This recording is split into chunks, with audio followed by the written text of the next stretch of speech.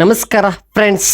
Action Dhruva Sarja ಮತ್ತು ಪ್ರೇಮ್ ಅವರ ಒಂದು ಕಾಂಬಿನೇಷನಲ್ಲಿ ಬಹು ನಿರೀಕ್ಷಿತ ಒಂದು ಕನ್ನಡ ಸಿನಿಮಾ ದ ಕೇಡಿ ಇವತ್ತು ಕರ್ನಾಟಕದಾದ್ಯಂತ ಈ ಸಿನಿಮಾ ಬಿಡುಗಡೆಯಾಗಿದೆ.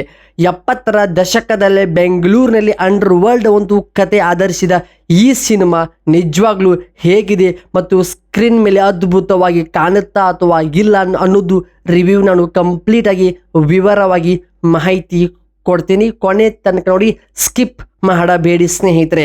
ಮೊದಲನೇದಾಗಿ ಈ ಒಂದು ಸಿನಿಮಾ ಧ್ರುವ ಸರ್ಜಾ ಅವರ ಕಳಿಂಗ ಅನ್ನೋ ಒಂದು ರಗಡ್ ಪಾತ್ರದಲ್ಲಿ ಇವರು ಕಾಣಿಸಿಕೊಂಡಿದ್ದಾರೆ.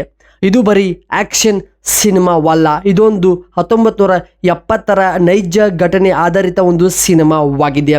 ಹೌದು, ಆ ಒಂದು ಟೈಮ್ನಲ್ಲಿ ಅಂಡರ್ ವರ್ಲ್ಡ್ ಡಾನ್ಗಳು ಮತ್ತು ಯಾವ ರೀತಿ ರೌಡಿಸಮ್ ಮಾಡ್ತಿದ್ರು, ಯಾವ ರೀತಿ ಒಂದು ಹವಾ ಮೇಂಟೈನ್ ಮಾಡ್ತಾಯಿದ್ರು ಅನ್ನೋ ಒಂದು ಕಾಲಘಟ್ಟದಲ್ಲಿ ಈ ಒಂದು ಸಿನಿಮಾ ರೆಡಿ ಆಗುತ್ತದೆ. ಆದರೆ ಆ ಕತೆ ಹೇಳುವಂಥ ರೀತಿ ಪ್ರೇಮ್ ಅವರು ತುಂಬ ಅದ್ಭುತವಾಗಿಯೇ ತೋರಿಸಿದ್ದಾರೆ. ಆ ಒಂದು ಫೈಟಿಂಗ್ ಸೀನ್ಸ್ ಆಗ್ಬೋದು, ಸಂಜಯ್ ದತ್ ಅವರ ರಗಡ್ ಲುಕ್, ಧ್ರುವ ಸರ್ಜಾ ಮತ್ತು ರೇಷ್ಮಾ ಅವರೊಂದು ಕಾಂಬಿನೇಷನ್ಲಿ ಬರುವಂಥ ಲವ್ ಸ್ಟೋರಿ ಅದು ಕೂಡ ಸಖತ್ತಾಗಿಯೇ ಪವರ್ಫುಲ್ ಆಗಿದೆ.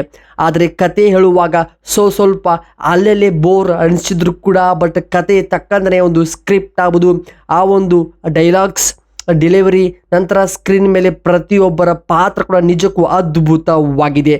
ಏಕೆಂದರೆ ಇಂಥ ಒಂದು ದೊಡ್ಡ ಸಿನಿಮಾಗಳಿಗೆ ಬೇಕಾಗುವಂಥ ಪಾತ್ರಗಳಾಗ್ಬೋದು, ಡೈಲಾಗ್ ಡೆಲಿವರಿ ಪ್ರತಿ ಒಂದೊಂದು ಕೂಡ ನೆಕ್ಸ್ಟ್ ಲೆವೆಲಲ್ಲಿ ವರ್ಕ್ ಆಗಿದೆ.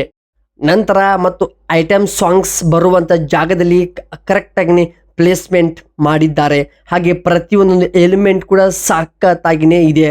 ಧ್ರುವ ಸರ್ಜಾ ಅವರ ಕೆರಿಯರಲ್ಲಿ ಇದೊಂದು ದೊಡ್ಡ ಬ್ಲಾಕ್ ಬಾಸ್ಟರ್ ಸಿನಿಮಾ ಆಗೋದು ಯಾವುದೇ ಡೌಟ್ ಇಲ್ಲ. ಆ ರೀತಿ ಒಂದು ದೊಡ್ಡ ಬಿಗ್ ಬಜೆಟಲ್ಲಿ 3 ವರ್ಷಗಳ ಕಾಲ ಸತತ ವರ್ಕಿಂದ ಈ ಸಿನಿಮಾ ರೆಡಿಯಾಗಿ ಇವತ್ತು ಕರ್ನಾಟಕದಾದ್ಯಂತ ಈ ಒಂದು ಸಿನಿಮಾ ತೆರೆಗೆ ಬಂದಿದೆ.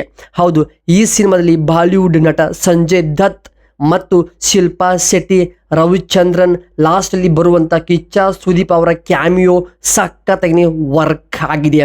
ಹೌದು, ಸುಮಾರು ನಮ್ಮ ಕನ್ನಡದ ರಮೇಶ್ ಅರವಿಂದ್ ಅವರು ಕೂಡ ಇದರಲ್ಲಿ ಒಂದು ನಿರೀಕ್ಷಿತ ಪಾತ್ರ ಮಾಡಿದ್ದಾರೆ. ಅದು ಕೂಡ ಸಿನಿಮಾಗೆ ಒಂದು ದೊಡ್ಡ ಹೈಲೈಟ್ ಆಗಿ ಕಾಣುತ್ತದೆ. ಹಾಗೆ ಈ ಒಂದು ಸಿನಿಮಾದಲ್ಲಿ ಬರುವಂಥ background songs, BGM Arjun Janya ಅವರ ಕಂಪೋಸಿಂಗ್ ಆಗೋದು, ಸಾಂಗ್ಸ್ ರಿಲಿಕ್ಸ್ ರೈಟಿಂಗ್ ಕೂಡ ನಿಜಕ್ಕೂ ಅದ್ಭುತವಾಗಿದೆ. ಸಿನಿಮಾ ಬಗ್ಗೆ ಎಷ್ಟೇ ಹೇಳಿದ್ರೂ ಕಡಿಮೆನೆ, ಅಷ್ಟು ಚೆನ್ನಾಗಿಯೇ ಪ್ರೇಮ್ ಅವರು ಯಾವ ರೀತಿ ತೋರಿಸ್ಬೇಕು ಅನ್ನೋದು ಸರಿಯಾದ ರೀತಿಯೇ ಸರಿಯಾದ ಮಾರ್ಗದಲ್ಲಿನೇ ಸಿನಿಮಾವನ್ನು ತೋರಿಸಿದ್ದಾರೆ. ನಿಜಕ್ಕೂ ಇದೊಂದು ದೊಡ್ಡ ಬ್ಲಾಕ್ ಬಸ್ಟರ್ ಆಗಲಿ ಅಂತ ನಾವೆಲ್ಲರೂ ಆಶಿಸೋಣ ಅಂತ ಹೇಳ್ತಾ ಈ ಒಂದು ವಿಡಿಯೋ ಇಲ್ಲಿಗೆ ಮುಗಿಸ್ತಾ ಇದ್ದೀನಿ. ನಿಮಗೆ ಈ ಒಂದು ರಿವ್ಯೂ ಇಷ್ಟವಾಗಿದ್ದರೆ ಸಬ್ಸ್ಕ್ರೈಬ್ ಮಾಡಿಕೊಂಡು ಸಪೋರ್ಟ್ ಮಾಡಿ.